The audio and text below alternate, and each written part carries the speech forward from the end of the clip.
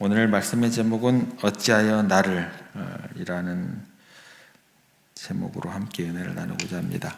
어찌하여 나를. 이것도 한 번 더 해야 되거든요. 부활절 이후에 그 뒷부분 가지고 한 번 더 하겠습니다. 어찌하여 나를이라는 제목인데요. 오늘 이제 그 시작의 본문은 이렇죠. 6시니까 6시면 난 12시죠. 난 12시. 이제 어둠이 임하기 시작한 거예요. 그죠? 난 12시. 보통 날이 아니다라는 거죠. 12시 어둠이 임하고 그게 몇 시까지? 9시, 오후 3시까지 지속되었다. 이제 그때쯤 되면 이제 예수님께서 물과 피 다 쏟으시고 마지막 숨을 거두시기 직전이죠. 그리고 이제 크게 숨을 들이마시기조차 힘들 정도로 이제 온몸의 뼈가 어긋나는 그 고통 속에서 모든 힘을 쥐어 짜내서 이제 크게 소리를 지르죠. 우리는 이걸 비명이라고 이제 보통 생각을 하는데 뭐라고 얘기하시냐면 나의 하나님 어찌하여 나를 버리셨나이까. 그 중에 이제 어찌하여 나를, 여기에 이제 우리가 오늘 중심을 좀 맞추겠습니다. 프랑스의 유명한 실존주의 작가 중에 알베르트 까미라는 사람이 있습니다. 이 장면을 보고 이렇게 이야기를 합니다. 예수가 마지막 순간 죽음에 대한 불안 때문에 절규한 까닭에 나는 그를 나의 친구로 생각한다. 까미가 하는 얘기는 이겁니다. 이 마지막 외침을 인간적이다 라고 이제 얘기를 하는 거예요. 너무나 두려워서 이제 벌벌 떨면서 내지른 인간적인 어떤 비명으로 해석을 하게 됩니다. 그러니까 위대한 신의 모습이 아니라 죽음 앞에서 약해지는, 무너져 내리는 실패한 인간의 모습, 아파하고 또 그렇게 고통스러워하는 나약한 모습이기에 오히려 나는 그 모습에 예수님이 좋아라는 거죠. 인간적으로 나는 사랑스러워, 그래서 나는 친구로 여긴다라는 해석이 되는 겁니다. 그런데 이제 우리가 성경을 읽을 때 이 부분에 대해서 정말 예수님께서 두려워서 죽음이 두려워서 벌벌 떠셨을까라는 질문을 하고 그게 아님을 우리가 이제 정확하게 알아야겠습니다. 육신의 고통이 너무 끔찍하지 않다는 게 아니에요. 그런데 이제 예수님께서는 그게 끔찍해서 하나님 내게 어떻게 이럴 수 있습니까? 라고 원망 섞인 절규를 터뜨리신 것일까? 이렇게 인간의 실패로 우리가 규정짓고 그 비명으로 가볍게 해석해서는 안 된다라는 거예요. 어찌하여 나를 버리셨나이까? 인간의 고통이 극에 달해서 무의식적으로 터져나온 이 짧은 외침 속에는 우리가 평생을 두고 잊지 않아야 될, 묵상해야 될 세 가지 진리가 숨겨져 있습니다. 먼저 말씀드리고 들어갈게요. 세 가지 진리가 뭔지. 첫 번째 단어는 죄라는 걸 떠올리셔야 되고, 두 번째 단어는 의로움이라는 걸 떠올리셔야 되고, 세 번째 단어는 사랑이라는 단어를 떠올리셔야 됩니다. 절대 잊으시면 안 돼요. 여기에서 첫 번째 이제 뭐라고 그랬죠? 예, 제가 두 번째도 물어볼 거예요. 그런데 일단 안 물어보고 넘어갈 수도 있어요. 첫 번째 죄에 대해서 생각을 해보겠습니다. 어찌하여 나를, 이 절규 속에는요, 우리의 지은 죄가 얼마나 심각하고 무서운 것인지 적나라하게 드러나는 거예요. 죄. 만약 까미의 말처럼 예수님이 단순히 죽음에 대한 공포와 불안 때문에 이렇게 절규하신 것이라면 어떻게 될까요? 예수님은 기껏해야 우리를 위로해 주기 위해 좋은 친구로 될 수는 있을지언정 우리 영혼을 구원하는 구원자는 못 되는 거예요. 친구예요. 그냥 친구. 그저 역사 속에 존재했던 우리보다 조금 나은 현인 정도, 위인 정도, 이렇게 끝나게 되는 겁니다. 사실 예수님의 이 마지막 외침, 신앙이 없는 사람들에게나 초신자들에게는 굉장히 당혹스러운 장면이 돼요. 원래 이제 신이라고 하면 어떻게 돼야 돼요? 이렇게 연약해진 모습이 나오면 안 되는 거예요. 울면 안 되는 거예요. 절대적으로. 그래서 버틀런트 러셀이라는 그 철학자, 나는 왜 기독교인이 아닌가라는 책에서 예수님을 실패자로 규정하는 이유가 십자가에서 보여주신 이 처절한 비명, 버림받은 모습 때문이었을 거라는 거예요. 그러니까 이 구절을 우리가 잘못 접근하게 되면 예수님께서 스스로 무너지신 것처럼 보이고 하나님의 아들이라는 신성을 부인하는 증거로 쓰이기 충분합니다. 근데 그게 아니죠. 우리가 이제 성령님께서 우리의 눈을 열어주시면 이 어찌하여 나를 이라는 외침 속에는 우리가 평생 묵상해야 될 영원한 진리를 우리가 발견하게 됩니다. 그것은 바로 뭐냐면 우리를 올가매고 있는 죄악의 세력이 얼마나 가공하고 끔찍한 세력인가를 보여주는 장면이 되는 겁니다. 하나님께서 당신의 눈에 넣어도 아프지 않을 독생자를 완전히 외면하셔야 할 정도로 죄라는 것은 심각한 병이자 무서운 저주라는 뜻이에요. 그만큼 하나님의 공의는요, 아들이라 할지라도 예외함이 있어요, 없어요? 없어요. 예. 우리 인간들은, 자녀들은 이렇게 될 수밖에 없어요. 예. 근데 하나님은 죄에 대해서, 하나님의 공의라는 것은요, 아들이라 할지라도 예외함이 없을 정도로 그게 심각하다는 거예요. 무섭게 그렇게 정의가, 공의가 시행되고 있다는 사실이 우리 가운데 확 박혀야 된다는 거예요. 죄라는 게 그 정도다라는 거예요. 왜 그토록 주님께서 비통함 속에서 고통을 당하셨을까? 우리가 살아가면서요, 우리 가운데 어려움을 겪는 게 뭐냐면 죄라는 거 하나예요. 죄책감. 죄 하나 때문에 우리가 가슴을 치며 잠 못 이룰 때가 있어요. 우리 그 작은 실수 하나조차도 그래요.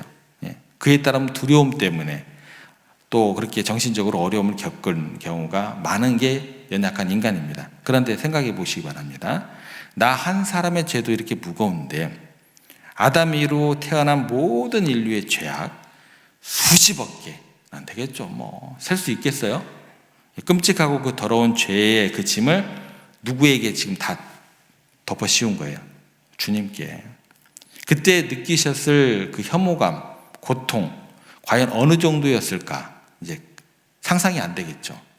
주님께서 지금 그렇게 하나님 앞에서 완전히 버림받은 채 영원한 지옥불에 떨어져야 할 인류의 모든 영혼들이 겪어야 할 그 극한의 두려움을 십자가 위에서 홀로 다 겪고 있다는 겁니다.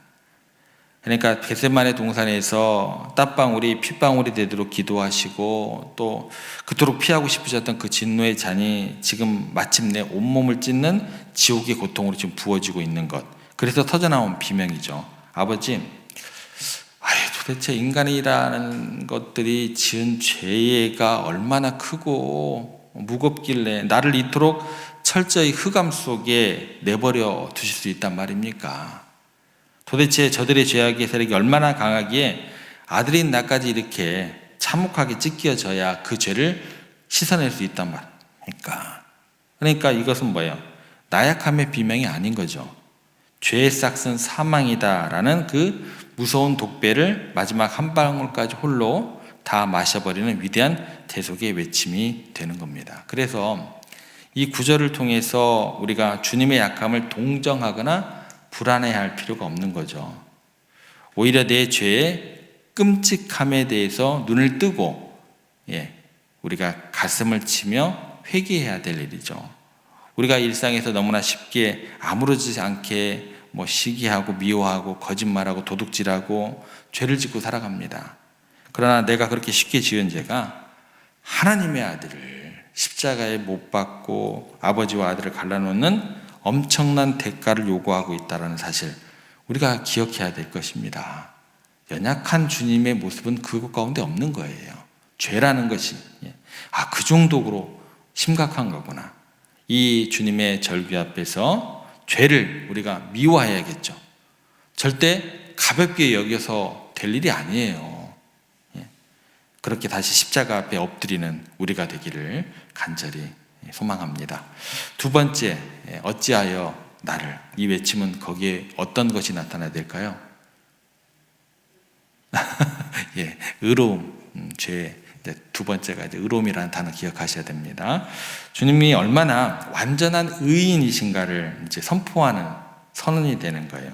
우리가 이렇게 한번 질문해 보겠습니다. 우리가 세상을 살아가면서 하나님께, 하나님 어찌하여 내게 이러십니까? 라고 감히 떳떳하게 내가 100% 억울하다고 외칠 수 있는 사람이 있을까요? 스스로 질문해 보세요. 우리가 어찌하여 나를이라고 하나님께 따져 물을 수 있는 존재라는 거예요. 이러면은 그 사람은 뭐가 되는 거예요? 구원자가 될 수 있는 거예요. 의로움이니까, 완전한 의로움이니까. 하나님께 따져 물을 수 있는 사람이 있냐는 거예요. 그런 사람 없다는 거예요. 내가 억울한 일을 당할 때 사업이 무너지고 몸에 질병이 찾아올 수 있어요. 그때 우리가 입으로 하나님 왜 그러시는데요? 그런데 그거를 내가 100% 따질 수 있냐는 거예요. 무릎 꿇고 기도하다 보면 어떤 생각이 드는 줄 아세요? 가만히 생각해 보면 내가 이렇게 하나님 앞에서 교만했구나. 내가 차라리 이 고통당하는 거 더욱더 하나님께 더욱더 돌아가기 위한 하나님의 작은 견책이구나. 작은 시험이구나. 작은 고난이구나. 기도하는 중에 이렇게 안 깨달을 수 있는 사람이 누가 있을까요?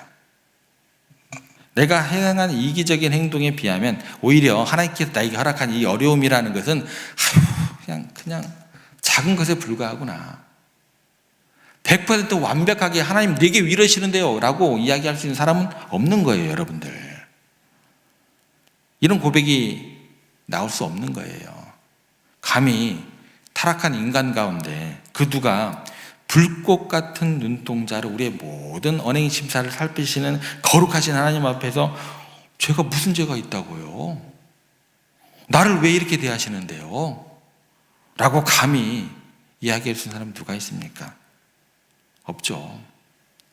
그러나 놀랍게도 예수님께서는 온 우주를 창조하신 거룩하신 하나님을 향해서 지금 당당하게 마지막 힘을 다해서 죽는 순간까지 크게 외치시는 거예요. 어찌하여 나를 버리십니까? 라고 외치시는 거죠.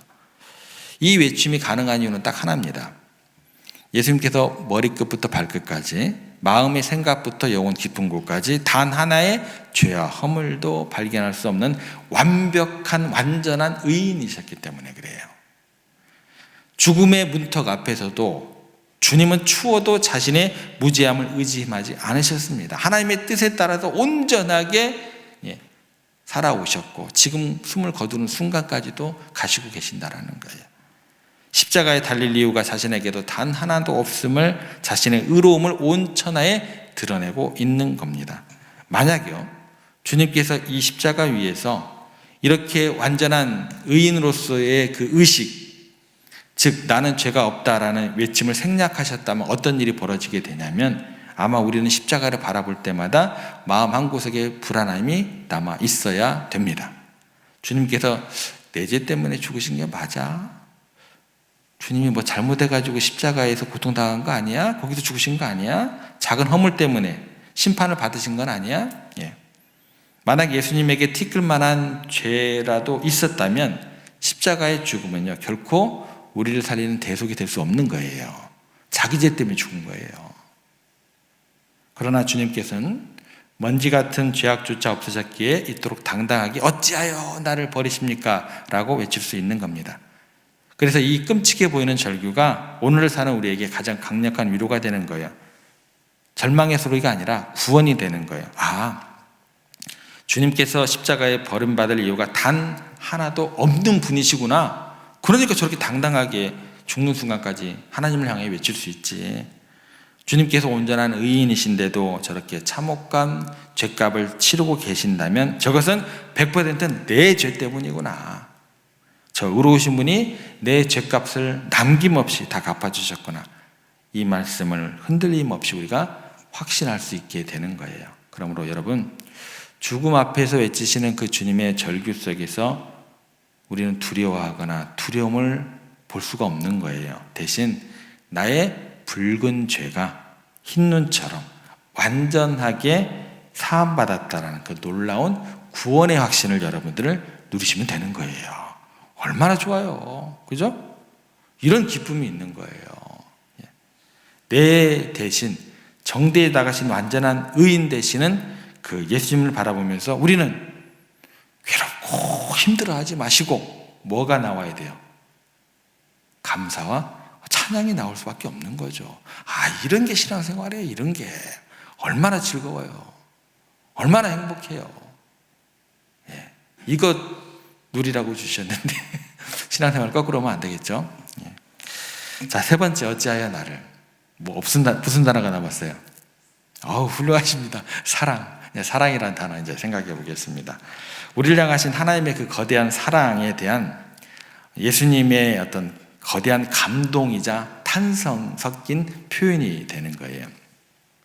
십자가에 달린 예수님께서 지금 자신의 생명까지 포기하게 만드시는 하나님 아버지의 그 우리들을 향한 사랑에 압도당하고 놀라고 계신 것으로 우리가 바라보면 됩니다. 주님의 심정은 이랬을 겁니다. 하나님 아버지 도대체 얼마나 저 인간들을 사랑하시면 어떻게 내가 외아들이잖아요. 독생자잖아요. 독생자인 나까지 포기하면서 저들을 구원하시려고 하십니까?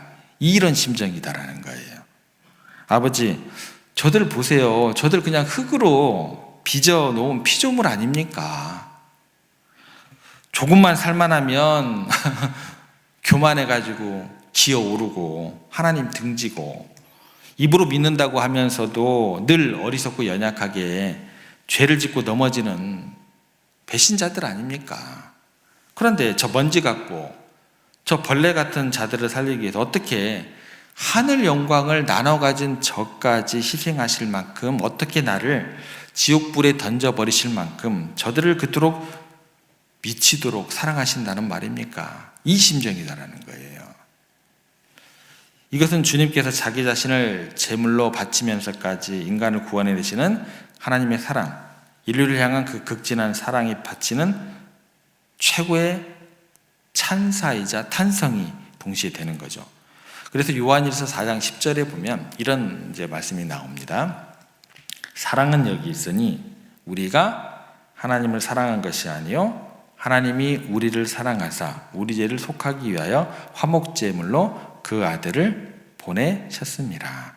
그러니까 우리가 하나님을 잘 섬겨가지고 그렇게 사랑받을 만한 짓, 이쁜 짓을 해서가 아니죠.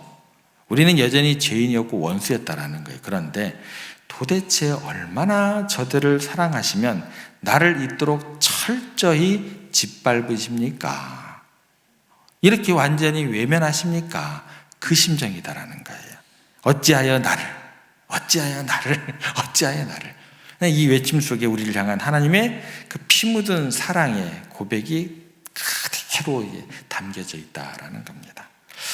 노르웨이의 유명한 탐험가 중에 난센이라는 분이 있었습니다. 그가 북극을 탐험하다가 북방에 있는 바다의 깊이가 얼마나 되는지 재보기 위해서 무거운 줄을 매단 동아줄을 바다로 내렸습니다. 한참을 풀었는데 그 끝이 해저에 닿지 않았습니다. 그래서 그는 다음 날 배에 있는 동아줄을 끌어모아 훨씬 더 길게 만들어서 또 다른 바다로 또 바다로 다시 내렸습니다. 그런데 또 바닥에 닿지 않는 거예요. 그래서 탐험일지에 이렇게 적었습니다. 이 동아줄보다 더 깊음. 오기가 생겼어요. 난센이 이제 다음 날 가질 수 있는 긴 줄을 다 이어붙여가지고 또 재보았습니다. 그러나 여전히 해저에 닿지를 않았어요. 같은 작업을 며칠 두고 계속 반복을 했는데 결국 바다의 깊이를 도대체 알 수가 없는 거예요. 결국 난센은 줄을 다 거두어 드리고 일기장에 이렇게 메모를 남기게 됩니다. 이 근처의 바다는 하나님의 사랑 같다. 끝없이 깊은 바다이다. 인간의 줄로는 결코 그 끝을 잴 수는 없다. 우리 인간들의 얄팍한 계산과 잣대로는 하나님의 그 사랑을 잴 수가 있다 없다? 없다라는 거죠. 오죽하면 하나님의 본체이신 예수님마저 십자가 위에서 어찌하여 나를 버리실 만큼 이들을 사랑하십니까? 라고 탄성을 터뜨리셨을까요? 그런데 우리는 때로 힘들고 내 기도가 응답되지 않은 것 같을 때 하나님이 나를 사랑하시는 것일까라고 의심합니다. 그때 어떻게 해야 될까요? 오늘 본문의 주님의 절규를 우리가 들어야겠죠. 하나님은 아들의 그 절규를 외면하시면서까지 그 아들을 지옥의 고통에 던져 넣으면서까지 여러분을 선택하셨고 여러분을 사랑하셨다라는 거죠. 결코 여러분들을 포기하지 않으시는 하나님, 그 어떠한 절망의 상황 속에서도 의심할 수 없는 그 크고 놀라운 사랑을 영원히 여러분의 가슴에 새기시기를 부탁을 드립니다. 말씀을 정리합니다. 십자가 위에서 울려 퍼진 어찌하여 나를 버리셨나이까.